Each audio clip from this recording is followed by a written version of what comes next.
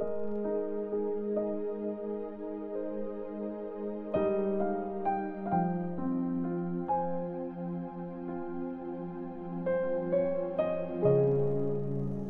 chapter 10. Nagturo si Jesus tungkol sa divorce.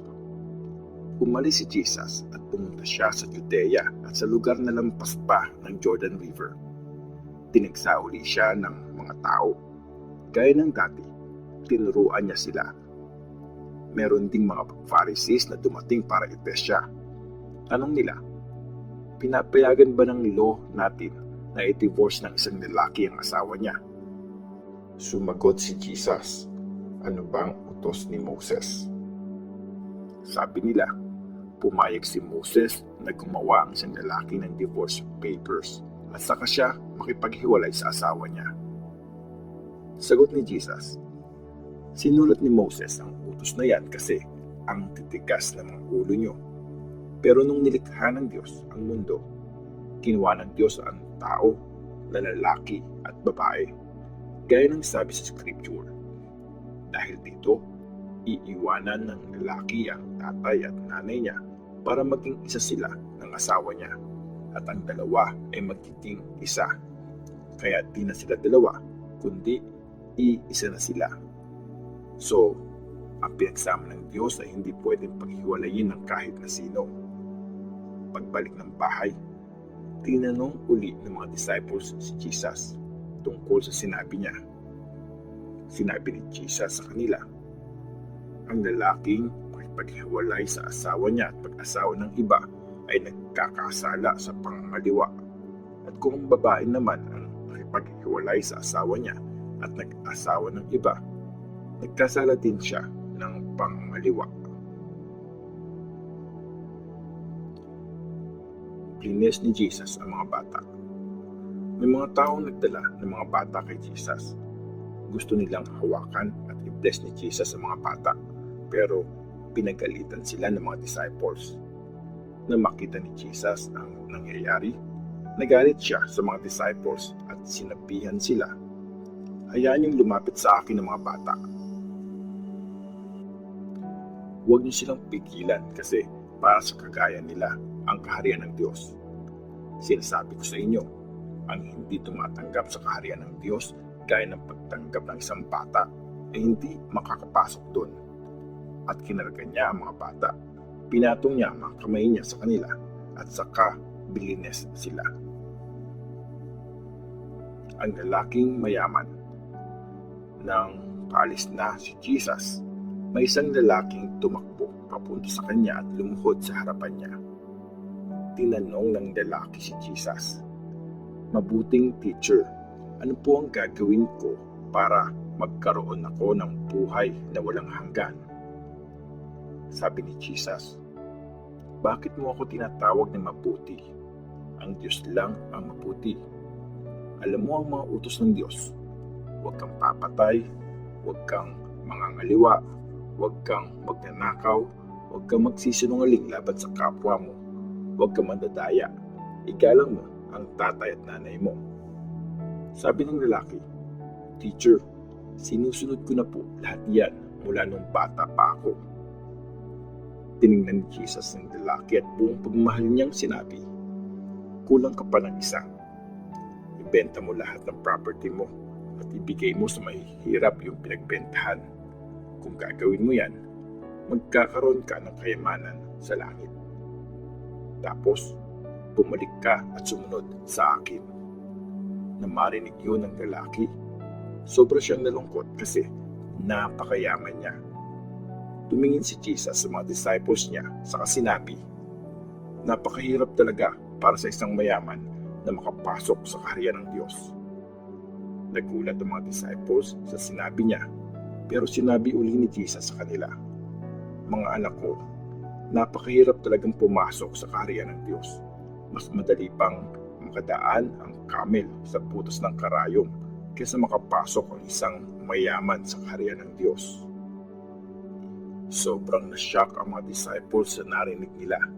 Sabi pa nila, kung ganon, sino po ang pwedeng maligtas? Tiningnan sila ni Jesus, sa kanya sinabi, Imposible ito para sa mga tao, pero hindi sa Diyos. Kasi kayang gawin ng Diyos ang lahat.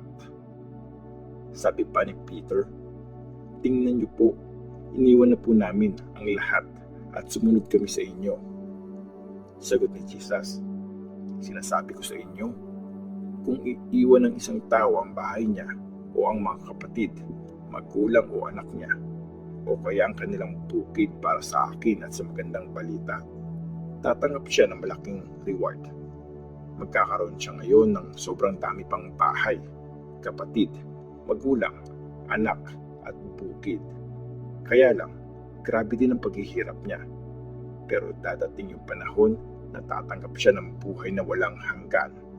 Maraming nasa unahan ang mapupunta sa huli at maraming nasa hulihan ngayon ang mauuna.